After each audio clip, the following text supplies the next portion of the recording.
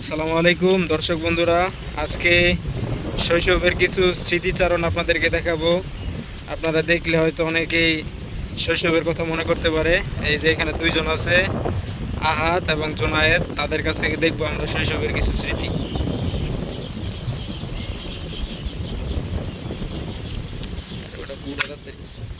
হ্যাঁ, এখন আহাতের কাছ থেকে শুনবো এটা কিভাবে কিভাবে বানাইছে সে। এটা প্রথমে আমরা একটা বড় বাঁশের টুকরো, তারপর একটা বাঁশের টুকরোকে ছোট করে এরকম একটা শেপ দিই। তারপর এটাকে মাপ মতন দিয়ে কেটে তারপর এটাকে বানাই। আচ্ছা, তাহলে আহাত ভাই, আহাত তুমি দর্শকের উদ্দেশ্যে একটি ঠুল্লুই মেরে দেখাও।